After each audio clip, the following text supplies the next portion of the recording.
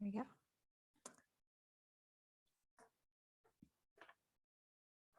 And Katie, you're ready to rock and roll? Okay, wonderful. Well, we will go ahead and get into things today, since we want to make sure to maximize the time that we have with you all and everybody that'll be watching this after the fact on replay as well. But we will be recording it so that we can send that out and you can come back and reference it in the future, all the great nuggets that you'll get out of today's conversation. So welcome to season 5. Can't believe we're already in season 5 of Changing the Game. I am your host, Jennifer Hensley with Playmaker Coaching and Consulting. And this season, we're talking all about how do we close more ideal clients? How do we get more of those A+ clients, especially as we approach the end of the calendar year? And whether you've already hit your goals, you're on track, or you feel behind, this series is going to give you some very practical steps to help you start closing more business and with the people that excite you most in your practice. So as I said, I'm your host, Jennifer Hensley with Playmaker Coaching and Consulting. And after 20 years working with NM advisors, we're going to bring you the best ideas and the small step forwards that are really going to help you create some big wins in your practice. So every 2 weeks, we're going to be joined by a different NM advisor sharing some of their real life experiences. And this week, we are really excited to have Katie Jacobson with us today. As the rest of you are just starting to log in and join us, we'd love to have you drop your name, where you're joining us from, which office, questions that you might have in the chat. And we will have some time for some Q&A to be able to open it up for some additional questions in just a little bit as well. So welcome, Katie. It's great to have you with us today. I know I just saw in Facebook this morning too, somebody just saying, hey, if you got Katie on there, this is bound to be fantastic. So I appreciate having you share your experiences with us this morning.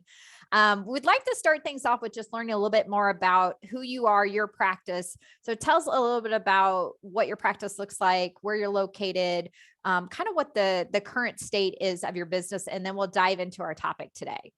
Yeah, my state of my union. So hi, everyone. It's nice to see you. I might know you eventually. I might actually know you. I don't actually know in the COVID world. But if you're able to go on screen and if you have questions and can interrupt me, please do, because otherwise it just gets awkward and it's lunch and we have to stay awake. So I think that'd be lovely. But I'm Katie. I am a career changer out of Minneapolis, Minnesota. I came from healthcare IT, and then from Capitol Hill, I worked for the Library of Congress, and then transitioned into financial planning. Both of my previous roles made it very obvious that I speak people very fluently and that I could learn whatever else I needed to do. So that's why I got those 10 letters after my name, to really make sure that I knew what I was presenting and what I was selling, for lack of a better term. I am now in my 7th year, technically. I started in 2016, which is a lot weird to me. I have worked out of downtown Minneapolis. I have worked from home. I've worked from the suburbs of Boston. So I've kind of really had the national practice from forever, because my market was, no one's from DC. So my market was very national right away. And my heart belongs to healthcare. So I work really, really well with confident decision makers, people who are pretty cognizant of the world around them and understand that in America, money makes decisions and they want to participate in that conversation. And I work very frequently with the MD contract, pharmacists, engineers, medical type people, aspiring high net worth and high net worth individuals. My next letters that are coming are philanthropy focused. So I really would love to work with those big family conglomerates who are coming up with really intricate plans that are going to change the world. I want to help to orchestrate those. So Katie, tell us a little bit about what does your team look like today? Are you doing it all, or what kind of support do you have as your business has grown and evolved the last couple of years? So I shared staff for a while in the beginning, where it was one teammate or 2 advisors. I have been off and on of shared services as a new person, and then whenever I've had transitions. I had a fully insurance and investment licensed gentleman who was in his 50s on my team, who came from Northwestern and had really good experience, and he helped me to basically 1.5 times my practice year over year, which was wonderful. And now I have another fully insurance, fully investment licensed person. She is actually out of North Carolina, So we have never physically worked together, but she joined my team within the last month. Okay. Well, it's great to hear a little bit about, I mean, all that you've done in the last few years with the credentials and the changes to your practice and your team. And I know we were chatting just a little bit before we went live too about how your market has been shifting and evolving and kind of figuring that out. And I think that's common a lot for new advisors. And part of this too is trying to find your own space and who you want to work with so that you can continue to replicate those kinds of people. So let's get into our conversation and talk a little bit more about closing more of those ideal clients and what that looks like. So obviously we know everybody wants more ideal clients and more A+. But for you, when you thought about that topic for today's conversation, why was it particularly important to you? Why do you think that's so critical for your vision for your business as you look to the future?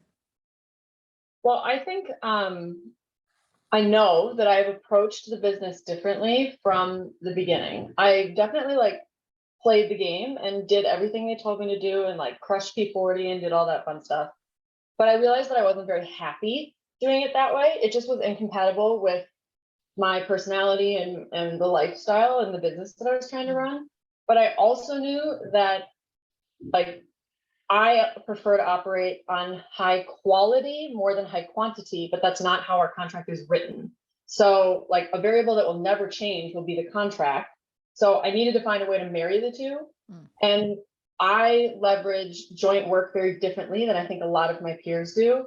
In the very beginning, I did it like everyone else, was I don't know what's happening. And I think at a bare minimum, it's my job to solve problems. And at the time, I was the problem because I had no idea what I was doing. So joint work helped to alleviate that.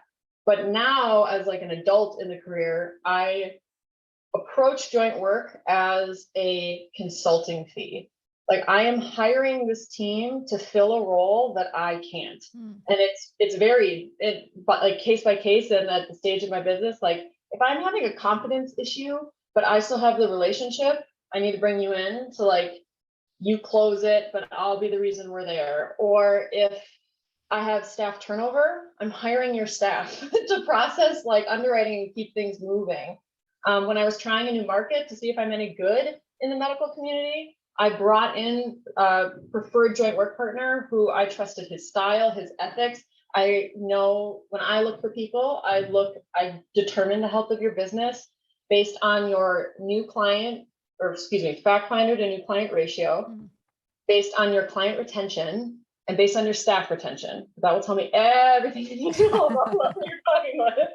And he was really good in all of those realms. And it made it easier to emulate him and to figure out what do I want to do? Because I really don't want to reinvent the wheel. This is plenty of work. I don't need to reinvent the wheel more than everybody else. But that's afforded me to keep growing my business and then testing the waters of when am I the most useful and when am I the happiest? And then how can we do that the most? So as we're talking about closing more ideal clients, we know that doesn't happen overnight, especially A+ clients. Sometimes there's a little bit longer sales cycle, or you're evolving that, getting more clear how you can help them, and bringing that business all the way from the time you're introduced to closing it. Tell us a little bit more about, how marketing has played a role, what you specifically done maybe from a marketing approach that's helped you to be able to close more ideal clients. I think the marketing component is also part of the communication to the client. So I've always approached this job as if I was on the other side of this communication, what would I need in order to feel good and confident to make the next decision? And an analogy I frequently use is money and medicine are very similar. You can't really reverse a previous decision. Technically you can, but you really are making a decision based off of what the previous decision was. And what I enjoyed working in that realm is that it has kind of freed me up from the pressure to be the right answer for everybody. I don't need to. If the way I communicate is ineffective for farmers, cool, I don't work with them. That's fine. And that's why I have joint work people, so that if the relationship is with me, I can learn that maybe I would be great with farmers and I was just unaware of it, but it alleviates that pressure from me. And so when I'm marketing, I think through, it's my job to be found. It's my job to solve a problem and to be found by the people who are looking to solve that problem. So if I ever do something in my like physical personal life that would be relevant to that narrative and would help me be found, whether it's on the LinkedIn algorithm, on my website, on Twitter's algorithm, I think is the other one we can use, making sure that that's out there with the right hashtags and the right pieces. To LinkedIn now tells you in your header, like this is what they talk about the most. I make sure that mine matches what my market is looking for. So that if somebody searches the hashtag student loans, they're going to find my voice in the conversation. And I don't need to post anything, like in my opinion, you can tell when something is a sales pitch post versus when something is like a, I'm actually communicating with you post. And I work really hard to actually communicate effectively. And then of course, like the things that are really effective, you can feature in a LinkedIn profile. So if somebody clicks on you, then they immediately see like, oh, they were serious. Like this was accurate. This matched what they were talking about. And then the follow-up is, I think it needs to be really important to give somebody the opportunity to engage with you. Because I don't know who you are unless you proactively reach out to me. And I need to make the barrier to entry as low as possible so that if you want to talk to me, you can easily do so.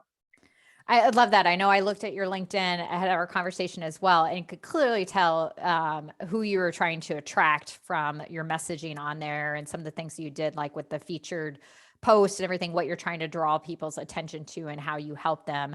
And I love how you talk about making it easy, because I know so often I'll look at advisors' websites or LinkedIn profiles and it's like, there's not an email address on here, maybe there's the website, but it just is, it's hard to connect with you. Or on Facebook, you're probably more likely connected to more people on your personal page. So how can you make that bridge from that personal professional, which it sounds like you've done a lot of, how do I blend, it all together? Because it's all about who you are versus them being really these different entities. So let's take that a little bit more in depth, because I'm sure there's probably some questions here around how did you figure out which hashtags, because you can't have 500, which ones you wanted to use, and how did you actually do some of this that other people might be like, how do you do that? I have never even heard that before. What are maybe 3 particular steps that you've taken to execute around closing more A+ clients and utilizing marketing to do that? Well, I think the first thing was I did what I needed to put myself in the most confident position. So education is really important to me. I got all my letters within the first 3.5 years of being in the business. I got my Series 7, like I came in fully licensed, like that was important to me and my value system. So I set myself up to feel like I deserve to be in the room. Not everybody has that same hang up. So a lot of people just walk in and they're like, I'm here. But for me, that wasn't the case. I also made sure to identify those like joint work people too, so that I would feel comfortable being in the room, because then it alleviates, like an easy thing is I'm not trying to like, Matt, if I spot you and I'm like, oh my God, he has trillions of dollars, it'd be so great if I could manage it, blah, blah, blah. That's too big of a problem to solve. The first problem I need to solve when I'm meeting you is to see if we like each other. Like that's it. And then if we keep talking and we do, then the next problem I have to solve is just convincing you to spend some time with me one-on-one to talk about money. That's the whole scope of the conversation. And when that pressure goes down, then I think a lot of people alleviate that like sales thing of like, oh my God, they're trying to sell me a bunch of stuff I don't need. And then it's much more solutions oriented. And that is how I can identify who's good at that based on their client retention and their staff retention. Because then the math makes sense and the planning is more holistic. So it makes it harder to leave and also dumber to leave since you already solved all the problems in the first place. Yes. Go ahead. Okay. Ask me a 3-part question and I went somewhere I wasn't supposed to. 3 steps that you've taken. So you definitely talked about a couple of those, but I think you have a little bit more that you were going to add to that as well.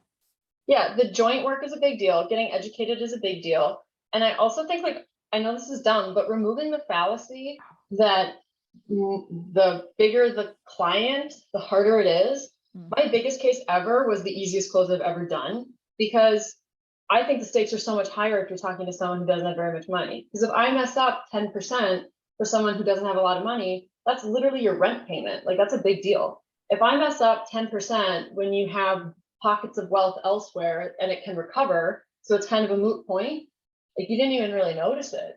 And I think that the third thing to make yourself marketable is to practice being in rooms where you're perceived as the expert. I think the best way to do this is presentations.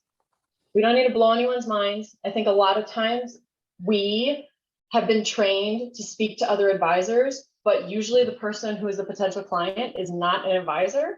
So none of that is relevant or useful. So I think creating another thing that I think is very true is that like money, in my opinion, is one of the last frontiers in our society that's just like blatantly non-consensual. Like we don't get trained about it in school. We aren't taught the basic rules of the game. You're expected to know the consequences of your actions and to be like proud of the outcome, and you can't reverse it, right? And like that sucks. So a lot of times all I'm doing is I'm creating that environment for someone to feel safe enough to talk to me. That doesn't mean we're crying. We're very rarely crying in these conversations. They're not heavily emotional, but like you feel like you can ask me questions where you're not gonna be made to feel stupid. I'm not constantly trying to pull a I'm smarter than you or like back you into a corner.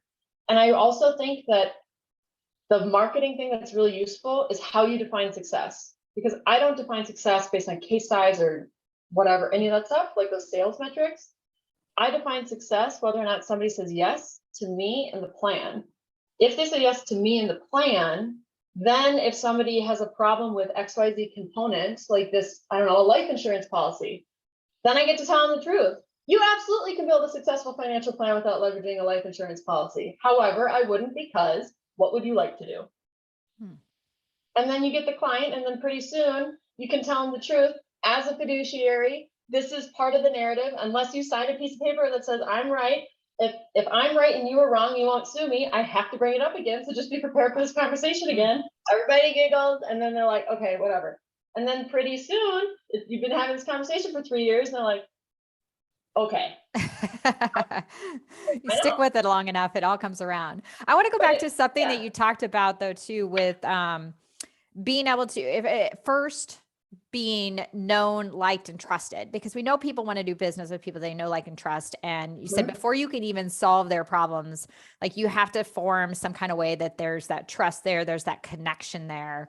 Can you share a little bit more about what are, you hit it on this, I think, before about some of the content you're trying to put out there and stuff, but how do you quickly, especially as we're approaching the end of the year and people are saying, hey, I only have what is there, 4 months left? Not even that, because we're already into September. How do you quickly form that kind of connection so that you can get to that next part of the conversation of, is there, how can I help solve a problem you have? Yeah, so I have room for improvement here, like everybody else. One of my fast track friends crushes this. And she literally, like, if somebody engages with her on LinkedIn, likes something, comments, whatever, she'll send them a LinkedIn request. And then when that one is accepted, she'll immediately follow up and say like, hey, thanks for accepting my invite. I work really hard to actually know my network. Would you have 10 minutes for a quick video chat? And she's able to convert a lot of those into either an approach or a fact finder. And she was the #1 new client producer of our fast track class. And she credits that as just like, all I'm doing is inviting you to talk to me, not sell you, nothing like that. I'm just inviting you to talk to me, and I see you first. So like, I think people can smell, particularly in like the medical community, we have to remember that that community is used to being hunted. Like they are used to engaging with sales professionals who are trying to sell something. Like, no disrespect to these people, but that's just the culture. The surgical sales rep, us, that there are a lot of people who are in there who are just sniffing for commission. And so if we can just like remove that, like, hey, I'm Katie. I also happen to be educated to do this, but right now I'm Katie. And if you'd like to talk to me and you'd like me to move over here, great. And if not, I can always tell you, like, I know you know that I do this. If you want to talk about it, we can. But if it's a boundary, I also completely respect it. Women in particular prefer that. I've noticed it. Women, members of the LGBTQ plus community, members of communities that may not have been given a choice before or may have been told what to do or how to feel, very frequently appreciate when I leave the ball in their court. but I also control the conversation. I'm giving you an option. Do you want me to follow up with you, or do you want to schedule some time? I controlled that outcome. I didn't just like forfeit the whole thing. And I also think that's where my sales is really good. Like, does this plan work? Do you want to implement phase 1, or you want to do phase 1 and 2? Giving options, but it's not a yes or no. It's this one or this one that you can move forward with. So tell us a little bit about challenges you face, because I mean, it probably wasn't the successful day one. What are some roadblocks, some things that you've faced that maybe you could help others kind of avoid or mitigate in their practices? I think some of the roadblocks have been of my own making. I think that sometimes I hold myself to unrealistic expectations. Like, I define success. I think a fair expectation, if I were to call a CPA, would be that you have the right answer the first time, or my doctor, or myself.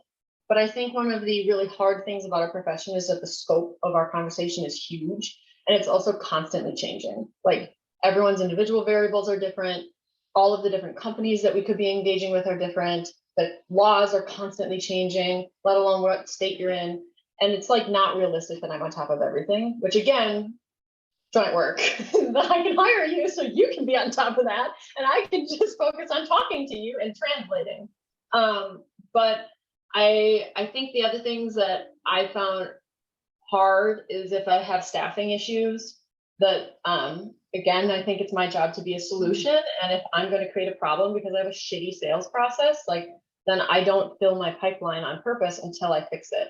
Not everybody operates that way. That's how I choose to operate. But, you know, in that squeeze, it sucks.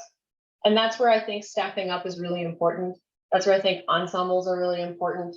Whether or not they're like literally we're legally bound to one another, or if it's just like, you know, Luke, you and I, we groove, and my strengths are not yours.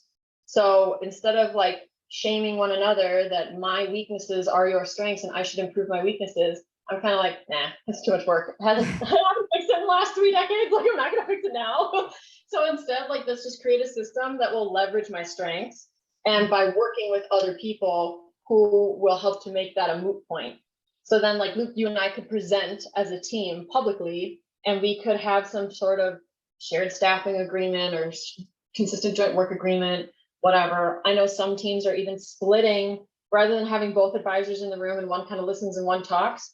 If someone loves it, like fact finding, and someone loves closing, they've split the role and they've built the team. There are ways to do it that are different than how we grew up, which I think are really cool, and that allows us to attract different types of people. I think we were talking about that beforehand too, a little bit about just like, there's not one way to do it. I mean, certainly, you know, there's Granum, there's, you know, you can look to the years and years of history and how people have done it, but you have to find your own way that works for your style, that works for who you're working with. And I love how you talk about too, of like embracing what you can do well, because I heard something somewhere one time where, you know, if you're maybe a 7 or 8, then yes, maybe there's opportunity for you to get better and get to be a 10. Because you're already strong, and what could that do for you to be just even a little bit better? But if you're a 2, you are never going to be a 10. So like, just let it go and don't fight it. And like, how can you outsource and find other ways to be able to still provide that, versus feeling like you're beating yourself up maybe about like, hey, I'm not good in this area. We all have our things that we're better at and other things that are not as well suited for us. And I think that's our intent, is to make sure, how can we help you stay in the role and play your position and what you do best. So what we want to make sure with the time that we have left too, is, as we want to give a opportunity for a question or two, is Katie, if you could just bring us home with one small step. If somebody wants to close more A+ clients, we've talked a lot about like big picture thinking. What is one thing that they could do maybe in the next week or two that would really help them get started in this space? So closing more of the A+ people, I would say we got to make sure they know I'm here.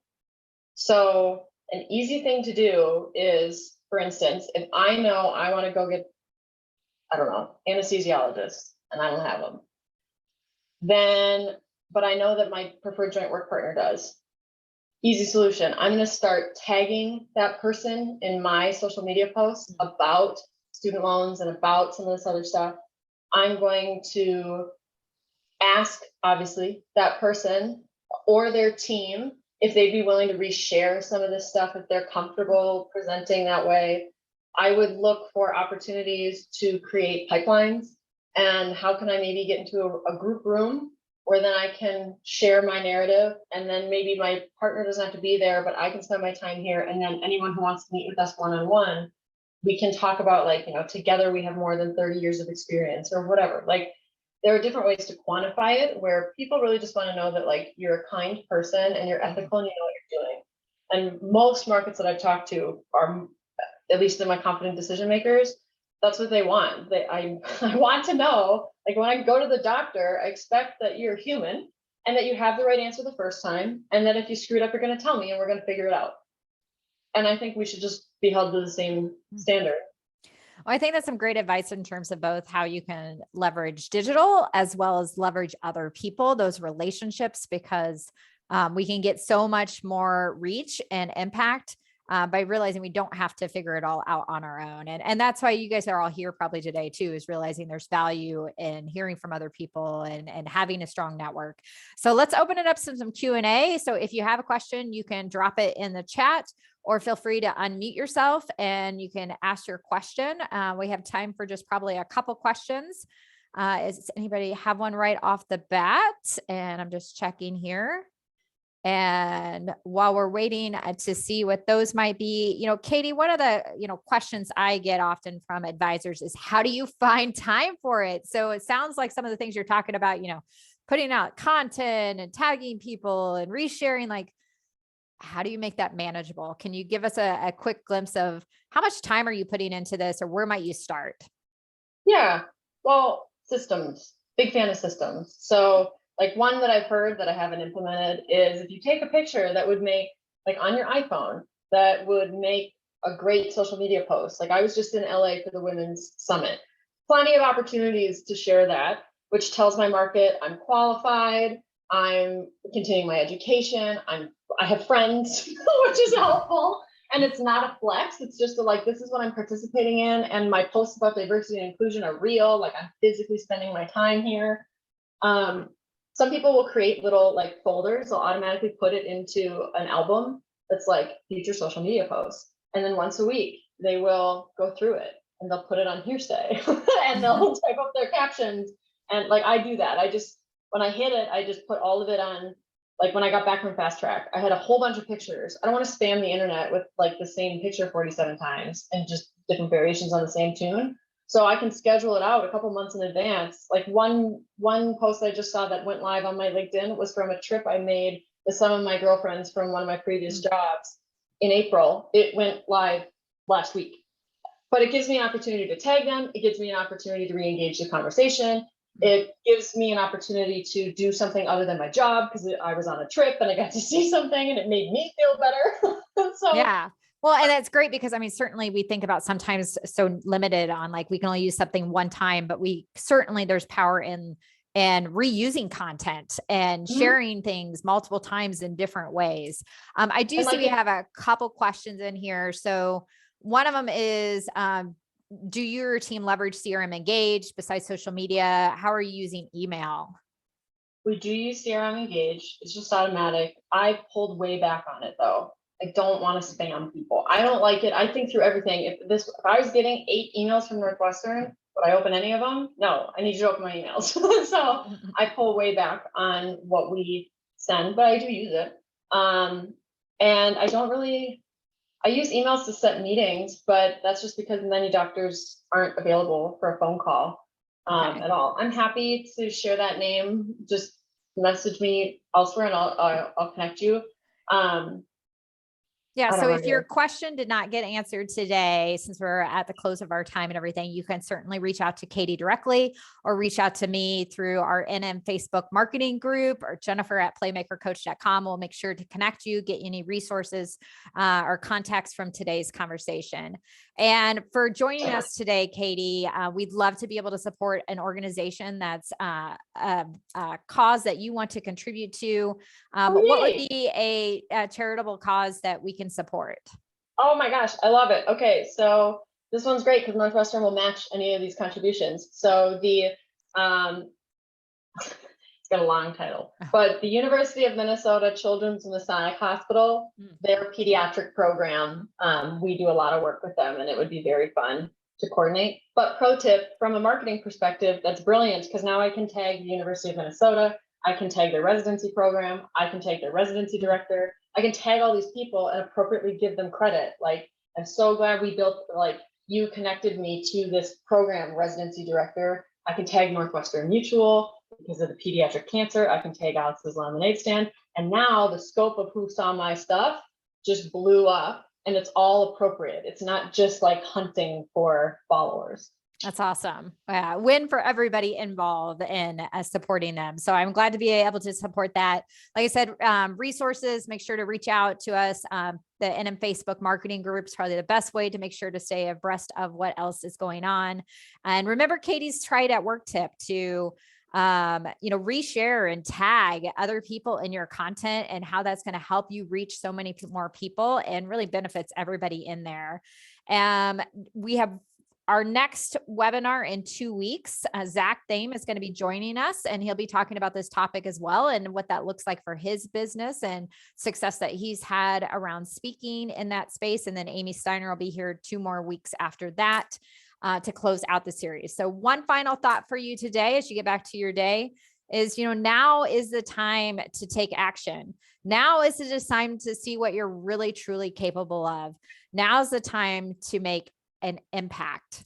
Now is the time. So we hope you take something from today, however big or small. Find that next step forward for you and your business. Reach out to your community. We all want to help each other and see you succeed. And we'll see you back here in a couple of weeks. Have a great rest of your day. Thanks so much, Katie. Thanks for having me.